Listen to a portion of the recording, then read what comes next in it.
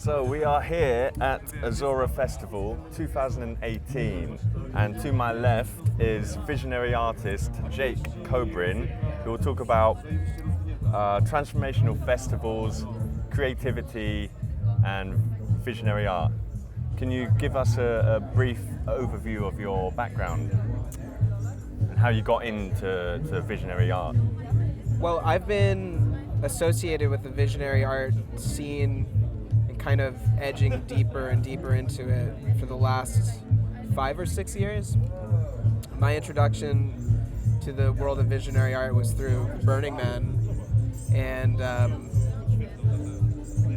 Alex Gray, who is sort of the godfather of visionary art, was always a profound influence in my life and in my work, as somebody who's really spearheading a movement of being able to use artwork for an intentional purpose, and that's always inspired me. And I took a workshop with him when I was about 18 years old, and that had a tremendous impact on my life. And through that workshop, I learned about this scene of artists such as Android Jones and Amanda Sage and Chris Dyer, who are all sort of colleagues of Alex Gray in this process of artists creating artwork that is expanding consciousness. And it felt like a homecoming, being introduced to that world.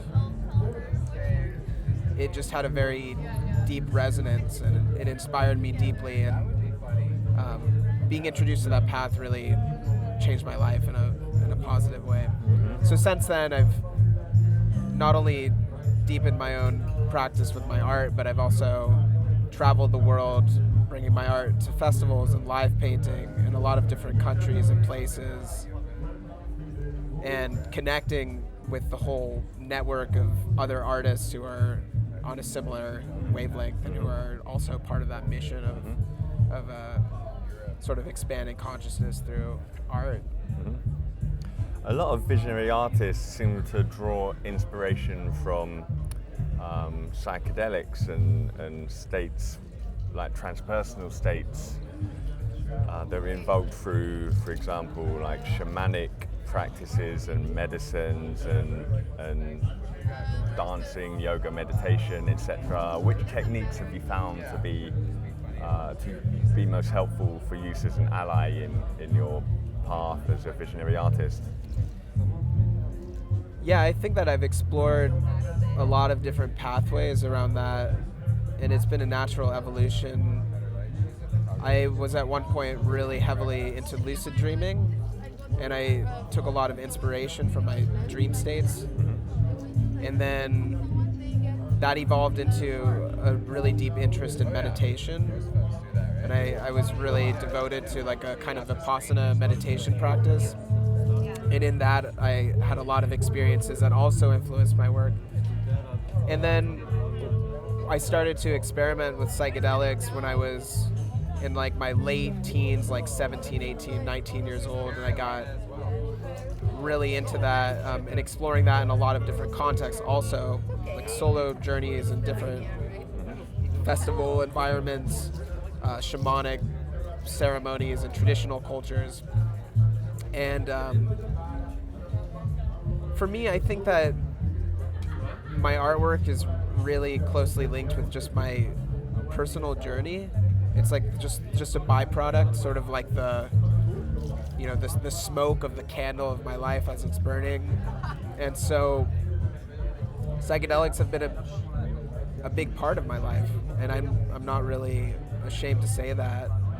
And they've had a very profound impact on my understanding of myself and of life in general.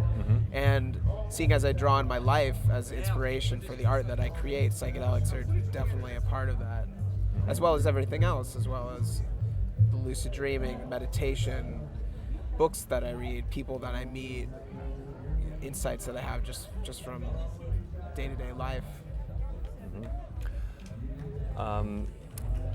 How do you overcome like obstacles such as when you feel you completely lack creativity and have no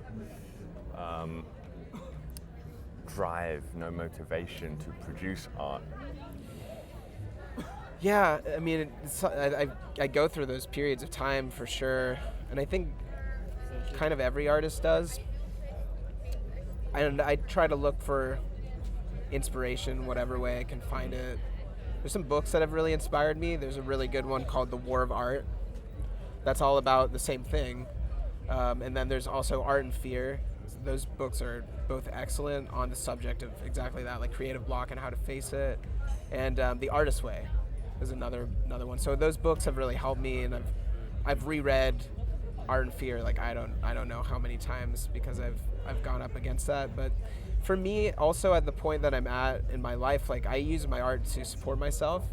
So whether I feel inspired or not, I have to do it because it's how I choose to support myself, and it's a blessing that I'm able to support myself in that way, and I would rather do that than anything else. But yeah, I mean, there's times where just like the muse is more quiet. Yeah. What are the most pivotal moments in your life that really made you take the plunge and decide that you wanted to be an artist? And also, what experiences have steered your path, your artistic path? I always saw myself as an artist from a very young age. So you had this unwavering belief. I think that, yeah, since I was at least like 10 years old. Yeah. I think before that there were other things that I was really interested in, and I saw my life going in that direction. But for whatever reason, I have this almost obsessive tendency, or I'm very passionate about the things that I get interested in. So if I get into something, I foresee that as being my life, and I put a lot of sort of weight on that as unfolding as my life path. And I think that when I became interested in art, it was no other way. It was not just something that I became like curious about. It was this whole reshaping of my identity to being like, I am an artist and this is what I'm doing. And yeah, I've never really seen another way for myself. And then in terms of profound experiences, I feel like my life experiences can be quite intense, and that could just be because of how I choose to live my life. You know, psychedelics have been an active part of my life, and ceremony, and travel, and the kinds of people that I tend to associate with are quite intense people as well. So I feel like I'm constantly going through some sort of revolution or some kind of big transformation that then inspires the artwork that I create. And also so it's hard to just pick one, is what I'm saying basically, because I feel like I'm constantly having profound experiences that in some way or another will influence the kind of artwork Which that I make. artists most inspire you? There's so many amazing artists in the world right now, and Are any of them here right now? What? Are any of them Oh at yeah, this festival definitely. now? Yeah, I mean at this festival, like Luis Tamani is somebody that I profoundly respect, and I've also I also feel like he's a good like guide and mentor, because I took a workshop with him last year where it was a dieta, so it was a traditional Shipibo ayahuasca retreat, and then he was also teaching painting there. So Luis has seen me in these kind of like very vulnerable states through the ceremonies and things like that, and his work is just so pure and so inspiring. So yeah, he's definitely one of my favorite artists here. And yeah, like Martin Whitfuth is one of my favorite painters in the world. He's a really amazing sort of like realist painter who paints these dramatic scenes of wounded animals and post-apocalyptic landscapes, but there's something like very poetic and deep about his work. And then Beksinski has always been a big influence of mine. He's a sort of visionary, fantastic realist painter from Poland, H.R. Giger's always been a big influence, and Alex Gray, Android Jones has had a big impact on my work. But yeah, lately I've been very inspired also by tattoo artists, because I've been tattooing for the last year, and so sort of getting into that, seeing a bit more. And I'm always seeing artists that are creating beautiful work on people's bodies that inspire me. You mentioned a few of the artists that have, a few visionary artists that have kind of broken into mainstream, but predominantly psychedelic art, visionary art seems to be a very like fringe style at the moment. Can you see that changing, especially with the like explosion of psychedelics in recent years? I think that the fact that it's an outsider art movement is something that attracts me to it. And I don't know if I would be as passionate about it if it was more like normalized. Yeah. But I do see a trend with alternative art movements, or whether it's art history that we're talking about for painting movements like Impressionism, Surrealism, etc., or it's in music like punk rock or hip hop, whatever it is. It always starts underground and then it's popularized. So even in the short amount of time that I've been involved in the visionary art scene, I've seen it actually change dramatically in terms of how it's growing in a more commercial direction, and it's becoming more known within the mainstream. You have somebody like Alex Gray who has, like 500,000 followers on Instagram, and is generally, you can find his books in any bookstore, and like that's pretty mainstream. So yeah, I mean, I foresee a growing sort of probably commercialization of visionary art and visionary culture and psychedelic culture. Just like the movement of the psychedelic 60s, where you had artists like Jimi Hendrix and Pink Floyd and the Grateful Dead that were very underground artists that now are extraordinarily famous and mainstream. Because there's a lot of young people that go to these festivals, and this is like their summer holidays, and they go to all the festivals. But at a certain point, the generation of kids that go to these festivals, and myself included in that, are going to grow up, and they're going to be the dominant generation. They're going to become adults. So when that happens, it's going to be just like all the kids that went to Woodstock and the festivals in the 60s, and they remember the summers of their youth with music like Jimi Hendrix and the Doors and whatever. So it's probably the same thing will happen with this culture. If you weren't an artist, what can you see yourself being instead? I can only be an artist. And I made sure that, like, actually, like, my decision to tattoo my face was in part a decision to commit myself more deeply into being an artist. I would be another kind of artist. Yeah. Like I could be perhaps a writer, or I could be a musician, and not a painter necessarily, or a tattoo artist, or a visual artist. But I really I don't know what I would do if not to be an artist of some capacity. So, when I first met you a couple of days ago, I mentioned that I just got a free ticket to Burning Man. And you said it really changed your life in many ways. Yeah, for sure. Well, I went to Burning Man like a baby. Burning Man was my first festival that I ever went to. And I went to Burning Man when I was either 18 or 19, I can't remember, and I didn't know anybody there. And I went by myself. And I didn't have a lot of experience with psychedelics at that point. I had taken psychedelics maybe a few times, but going to Burning Man with really no previous experience whatsoever of anything related to it was really just like diving into the deep end. And it had a massive impact for sure, just in revolutionizing my thinking about what's possible as a way of life. And also it really inspired me and set me on my mission to create visionary art, because I was introduced to a lot of artists there that I had never heard of before, and saw a lot of incredible visionary artists, and was really inspired by really the lifestyle, which is like one of freedom.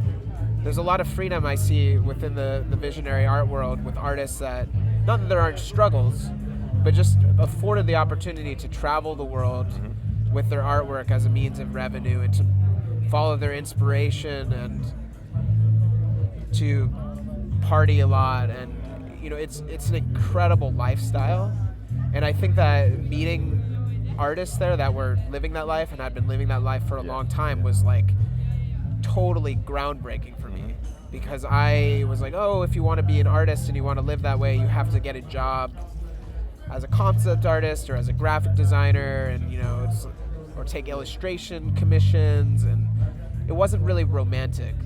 But getting to see these artists that were living these almost larger than life rock star lives with their art, that was extraordinarily inspiring to me.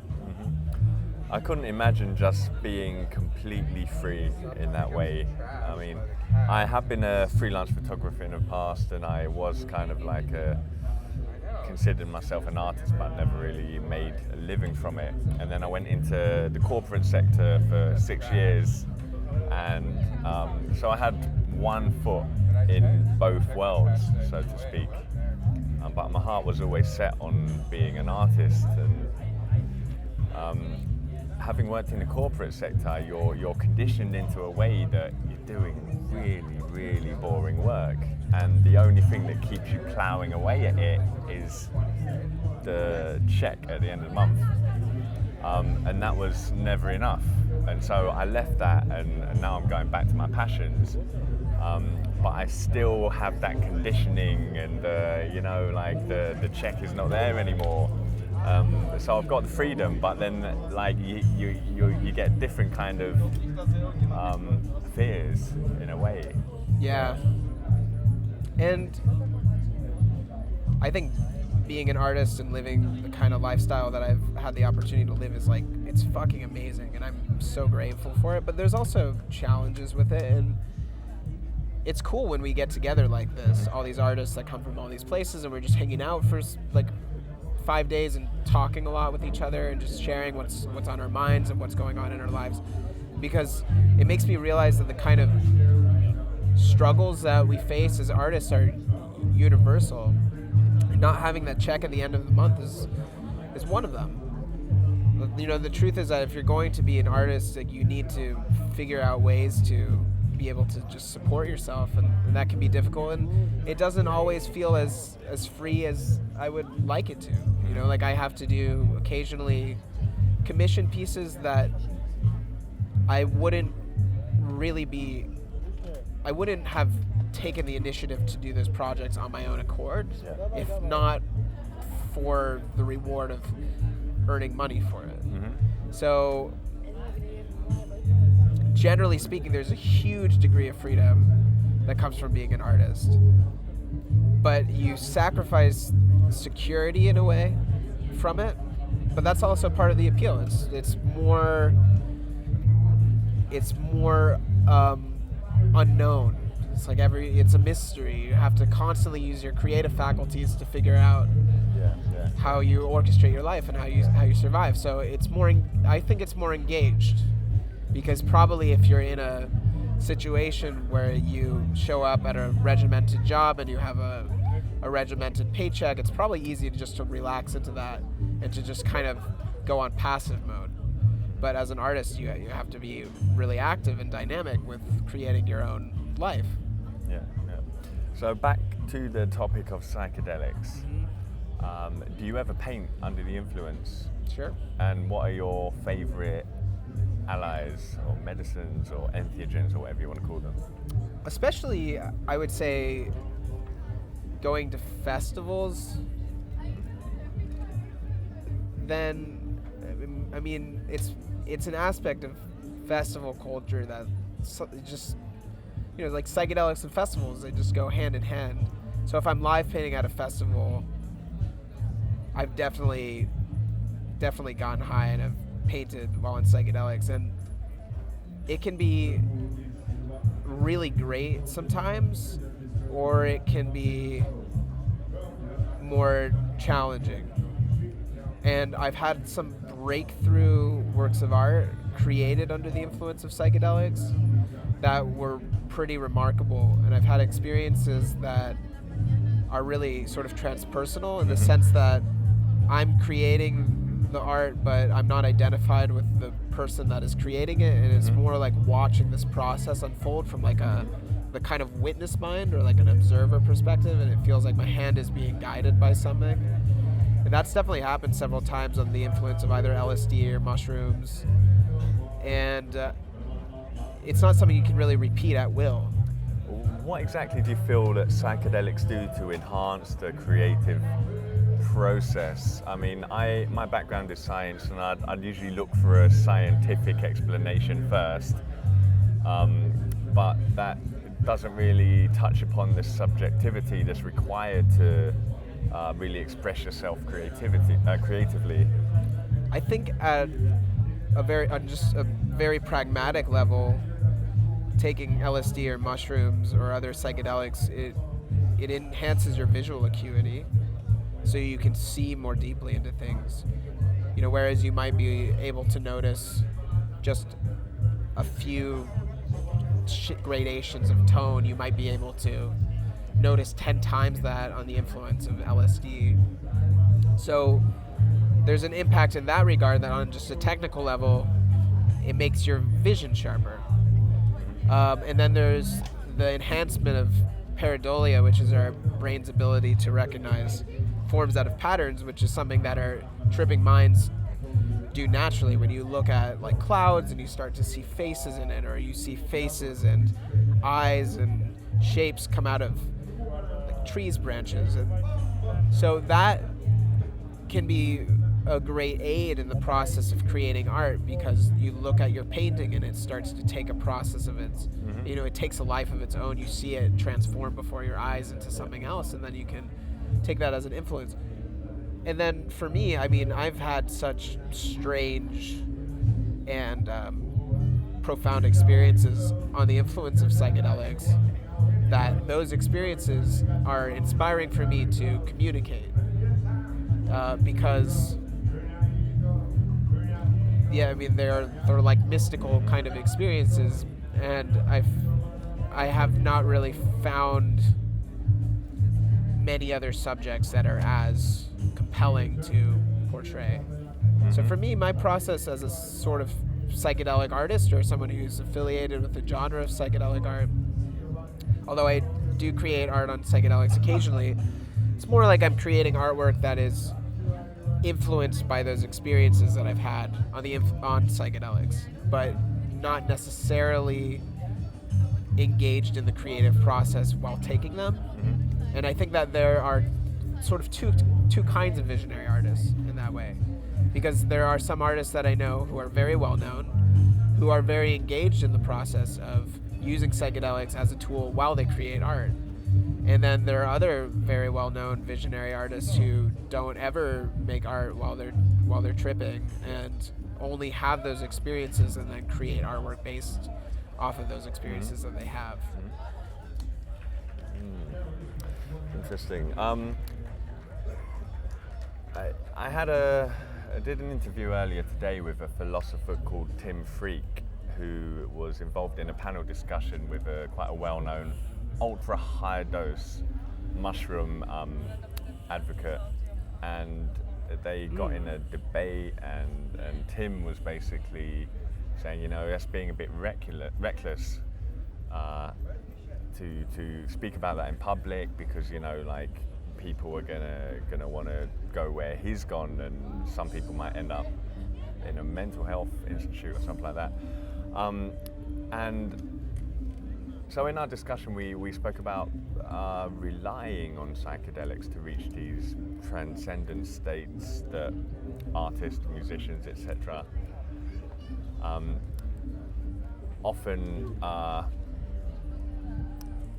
often like to reach for their work.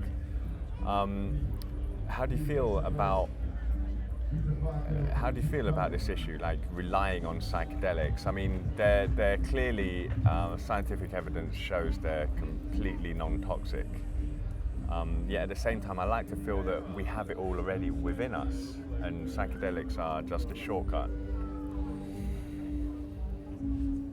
I'm sort of inclined towards magical thinking, and maybe that's because my logic has been eroded by too much psychedelic use, but I think that there are dangers when it comes to psychedelics that edge into sort of, mystical territories. Like, people do become overtaken by entities or things like, people have really traumatic experiences that leave them profoundly changed in a sort of negative way. People can become really, really, really disturbed based on, as a result of psychedelic experiences, and in shamanic cultures they see those as being influences from the spirit world and things like that, which aren't really in resonance with Western science. But I'm personally open to those possibilities based on my own experiences, for one. So I completely acknowledge the potential for psychedelics to be harmful, and if somebody is an advocate for psychedelics, you just have to really check in with what that person's intentions are, because it's almost like drinking culture, where some people are like, yeah man, I took 15 grams of mushrooms, and it's like an ego trip at that point, where people are just it's competitive tripping. And so if somebody's espousing that kind of stuff, you have to really check in with, like, okay, is this person saying that because they are just fluffing up their own ego, or is there actual merit in that? And I think it's really up to every person to make their own decision. I believe in, I guess not based on the legal system, because it's illegal, therefore according to the legal system no one should take psychedelics, but in an ideal world, in my opinion, it should be legal, and people should have the ability to make the decision of whether or not they choose to partake in any kind of experience that they choose to partake in, whether that's taking 1 gram or 50 grams of mushrooms at once, and based on data that is presented. So if anybody is advocating psychedelics, I think it's important to present a counter argument, or at least a caveat that presents the potential dangers of it as well, because I have actually a few friends who have been in mental institutions as a result of psychedelic use, and are, I don't know about like permanently damaged, but it was definitely a traumatic experience that they're still kind of recovering from. At the same time, I firmly believe that when you're under the influence of psychedelics and you have a traumatic episode, it's already within you, and it can unleash some deeply buried trauma that you would perhaps never encounter, and go to your grave without having worked through that trauma, and that could be responsible for certain behavioral abnormalities that you're completely unaware of. I will say yes, and because I agree with that, and I've had some more challenging psychedelic experiences that were more me encountering sort of traumas from my past, stuff like that, or that are just kind of like difficult to go into. But having gone into those experiences, I'm a more realized being, and I feel like I'm a better adjusted being by going through those experiences. So that's one aspect of it. But then there's also there are episodes that can occur that are in a different category, that are more like possession type experiences, where people kind of just lose control and they do very violent, erratic things that put themselves and other people in danger. And the shamanic kind of perspective of that says that occurs to that person's soul leaving their body and their body being overtaken by entities who are non-embodied beings that like want to joyride the human body for a minute while that person's gone out of their body. And maybe that's true, because I have a friend who actually had a psychotic episode that was psychedelic induced, and she ended up in the mental hospital because she tried to commit suicide, I think like 3 times in this like 2 or 3 week period after having this psychedelic experience. And she was not prone to any kind of psychotic episodes before that. And when she recalls that experience, it's like she says that it was like she was aware of what was happening, but she had no control over it. And it's as if there was another person or something that had taken control over her body. Well, I'm not sure that kind of thing will ever be proven, but it might as well be the case because the effects are the same either way. Yeah. And I'd like to add that the shamanic treatments to overcome these issues are, from what I've seen, witnessed firsthand, more effective. Oh, absolutely. Yeah, from my friends that have been in mental institutions and have told me stories about it, the way in which the patients are treated it does more damage. It adds an extra layer of trauma onto what is already a confusing, terrifying, traumatic experience. And also, just being labelled as with a mental health condition and being prescribed several different drugs to treat it, that's going to get you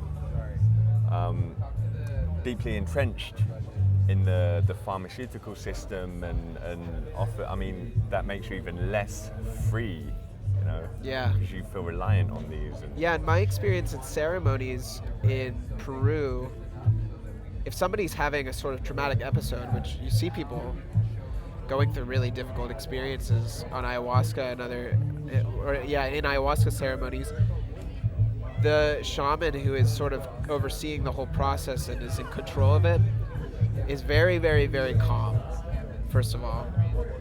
Doesn't impose any extra identity onto that person that they are having some kind of psychotic experience. And might use shakers or smoke or different sort of sensory things to kind of like guide that person gently back into their bodies, and it works. And totally. I mean, that might be considered for example, magical. if you get one of these people in an ayahuasca ceremony that is undergoing like something akin to psychosis, and you get like a psychiatrist or a psychologist to come in and deal with them, they won't have a damn clue. But these guys in the jungle with their like mapacho pipe, it's like blowing smoke and like shaking their shaker, that shit works. I don't know how it works.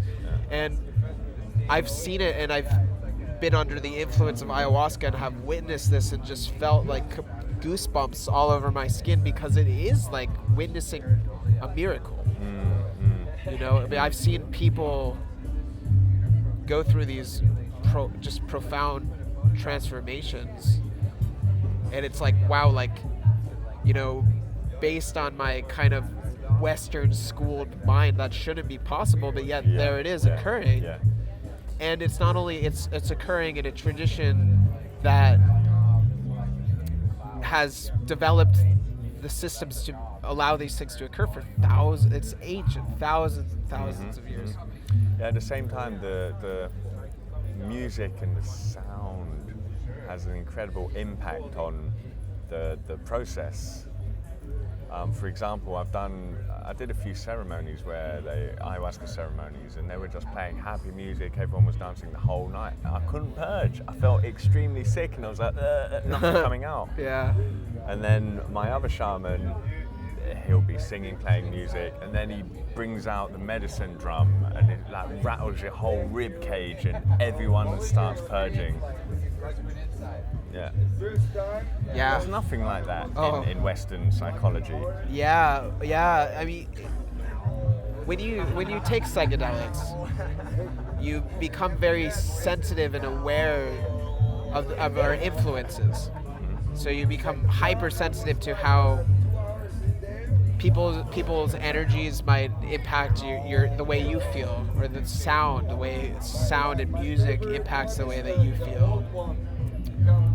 And I believe that psychedelics are more just like they just bring a magnifying lens to what's going on in general, and these things are always that much of an influence upon us. But yeah, they use primarily sound healing in Peruvian shamanism. They sing the Icaros, which are their healing songs, which are in the space of being in an ayahuasca ceremony and hearing these songs. It's so cool and strange and just kind of riveting, because they're these very alien sounding songs, but yeah, they have an amazing impact on people. And they believe that singing these songs, it actually goes into the sort of aura or energetic body of a person and helps to cleanse and recalibrate that person's energetic body, which it seems like that's what happens. Yeah. I don't know how that would be proven in Western science, but in first-hand experience, it's easy enough to see that works. Yeah, after a few ayahuasca ceremonies, I totally feel like I don't know any other way to explain it, but my chakras feel realigned. And I also noticed quite a distinctive difference between plant-derived medicines, also known as entheogens, and synthetic chemicals. With the plant-derived chemicals, I don't do synthetics anymore, except on the very rare occasion LSD, which is semi-synthetic. But chemicals, artificial chemicals, I feel like after doing them, they just put me kind of wonky, like my chakras are like all over the place. Whereas plant-derived medicines, they don't seem toxic to me at all, and they seem to cause my body to like resonate at more its natural frequency. And if there's any kind of illness I have or pathogens within me, they hate that and they just kind of, they're cast off. Yeah, totally. It's kind of like, I mean, a synthetic is a mimicry of nature in a way. Even LSD is like which I personally have had great experiences with LSD, and it is it's not completely synthetic, but it's almost an imitation of things that are already present in nature, like psilocybin and LSA and other similar compounds. And yeah, when I was younger, I went through a sort of experimental period where I was using more experimental compounds, some of like Alexander Shulgin's creations, and I just had a curiosity to this. I thought that by exploring these psychedelics that not as many people had used, that it would give me access to kind of like visions or information that not a lot of other people had, because it's almost like, if you consider taking a drug like a place that you go to, it's kind of like I wanted to go to places that not a lot of people had been to before. But I had some experiences that were really unsettling, that made me feel like really physically sick and psychologically frayed. And yeah, it's not, I mean, nowadays I agree with you. I think that more plant-based substances are, first of all, they have a many thousand-year history of use. They are non-toxic and non-lethal, which some other research chemicals can be, and dosages can be really specific. And also, they're created by the earth, and going back to that sort of shamanic perspective, it's like they pray when they're cooking the medicine. You're also opening yourself up to whatever energies and feelings and intentions went into whoever was making that drug, which you probably don't know personally. versus when you take mushrooms or something, it's just the earth that created it. I think we'll wrap it up at that. Is there anything more you want to add? Perhaps you can mention your website. The best place to follow my work is through Instagram. And my username on Instagram is Jake Kobrin Art. I have a website, kobrinart.com, but it hasn't been updated in a long time, and I'm intending on redesigning my website fairly soon. But yeah, I have an online store where you can get tapestries and prints and stickers and t-shirts and all kinds of different items with my art on it. And it's like I'm really grateful to get my artwork out there, and any of the support helps. Thanks so much for joining. Thanks for your time. Yeah, thank you. And enjoy the festival. It's a pleasure. You too.